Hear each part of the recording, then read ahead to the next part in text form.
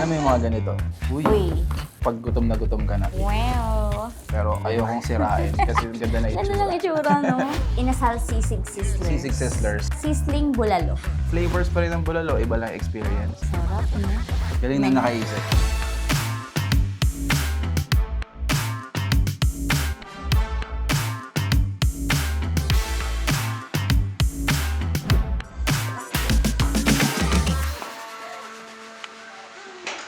Ayun, welcome to Craven Company. Ako nga pala si Kyle from Filipino TV, and for today's episode ng Craven Company, nandito nga pala kami sa Pampangenia. Bagong bukas lang siya. Galing na ako rito nung soft opening nila. Alam mo, masarap ma-explore yung mga ganitong bagong bukas na restaurants, and lagi naman tayo sumusupport sa mga Filipino businesses natin dito eh.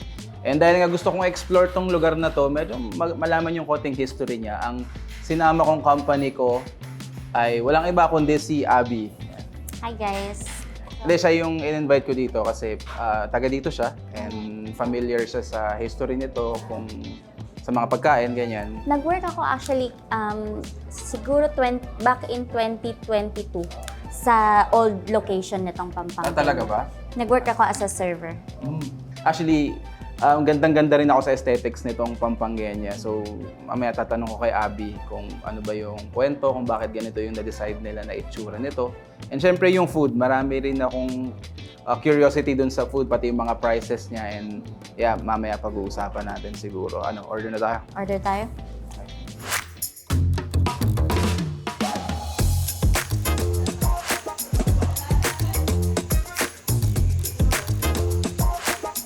Wow. Sizzling inasal. Okay. Uy, Uy. ito ba yung sizzling bulalo? Yes. Sarap, no? Ang in-order ko is yung inasal. Inasal sisig sizzlers. Sisig Sizzler. So, meron Yes. siyang chicken inasal, merong authentic na Kapampangan sisig.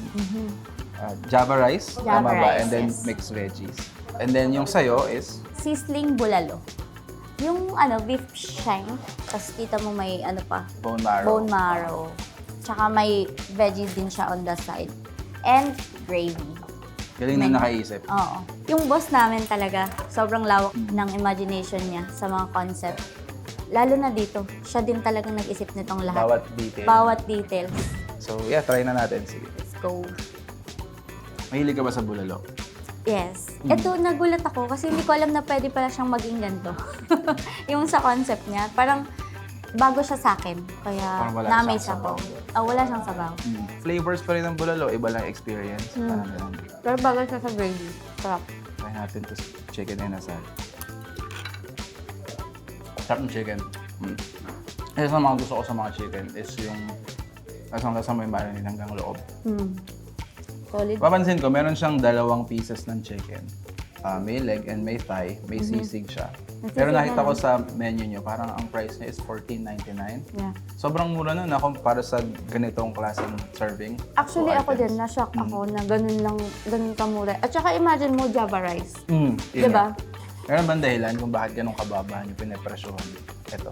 Siguro yung thinking ng boss namin na gusto niya maging pangmasa. Yung iba parang pag nagtipid, ayaw nang lumabas.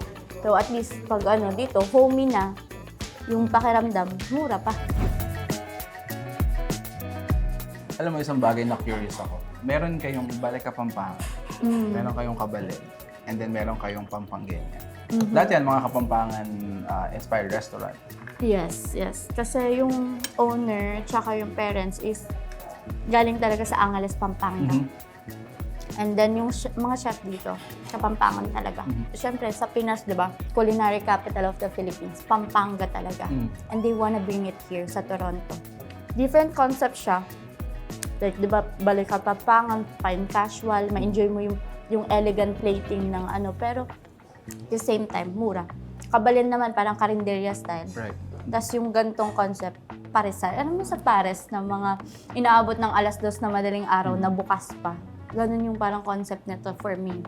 Ang alam ko din kasi, itong Pampangenia to, medyo matagal na rin kasi siya. Compared dun sa dalawa, di ba? This is the mother company. Year 1994, nag-start ang Pampangenia, pero hindi pa sila restaurant. Variety store and pa sila, bakery. Hanggang sa nag-relocate dito sa May Wilson. Parang 2 to 3 years lang sila dyan and then relocate na dito. Pero ma-retain pa din yung Pampanga niya kasi hard work yun ng nanay at tatay niya. I think very popular yung tatay niya dito. Parang nung nag-relocate na sila dito, parang i-dedicate nila sa tatay yung itong branch buong na to. branch. Oo. So yung nasa logo nyo dun sa may tusok-tusok, ay na-assume ko na yan si tatay. Oo, yes. Kanina tinry ko tong sisig. Isa sa mga, authentic. Tama ba? Ito yung authentic Kapampangan sisig. Kapampangan. So, Mm-mm. is... Alang ebon, alang mayonnaise. Sa totoo lang, ito ang pinaka-paborito kong variation ng sisig, yung original. Lagi nga pumupuntang Kabalan para pumunta nito. So, ito rin ba yun? Same siya ng... Recipe sa Kabaya. Hindi Nagkaiba. rin. May sariling recipe talaga dito na dati pa sinimulan nila nanay. Okay, okay. Pero authentic Kapampangan pa Authentic din siya. Kapampangan sisig, pero sariling touch nila. Touch nila nanay. Sarap din siya. Wow. Uy. 2 pack ng pancit canton. Sobrang trip na trip ko rin yung konsepto nito na pwedeng Yes. ipaluto. That's true. Very reminiscent of sa Pilipinas. Di ba yung sa Pinas, like for example, magtotropa kayo, uy tara, pancit canton tayo, di ba? Biglang ayaan. Ayan yung nakakatawa. Di ba pag tayo Pilipino, pag isang pancit canton lang, bitin. Parang hanggang dito lang. Pag dalawa naman, minsan sobra. Hindi mo kaya ubusin. Oo. Kaya ito, 2 packs ng pancit canton with egg na siya. So, ang concept nito is yung parang sa Pilipinas na ikaw kukuha ng pancit canton na gusto mo tapos ipapaluto mo, di ba? Oo. Di ba meron ding mga delata na pwedeng ipaluto. oo. Parang Pilipinas talaga. Totoo. Yung experience, pwede kang bumili, lutuin mo sa bahay, pero yung experience na ikaw ipapaluto mo, Di ba? pancit canton pa rin siya, iba yung experience, di ba? OG naman to You can't go wrong.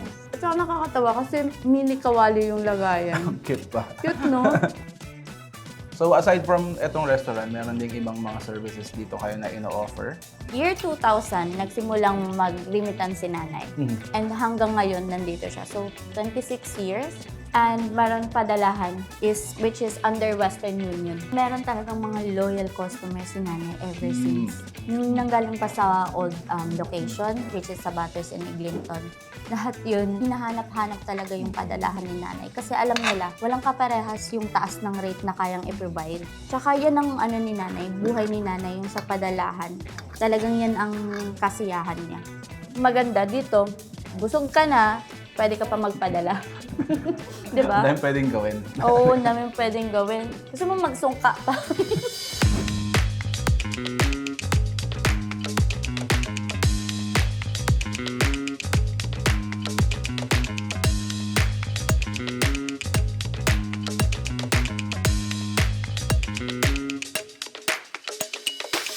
Ayun, thank you Abby sa pagsama sa akin at sa pagkwento ng history nitong Pampangenya.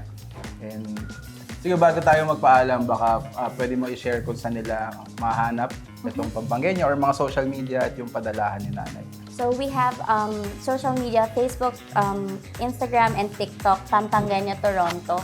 And meron kaming padalahan located here in 3776 Butter Street. We're open from Tuesday to Sunday, 11 to 9 p.m. See you guys!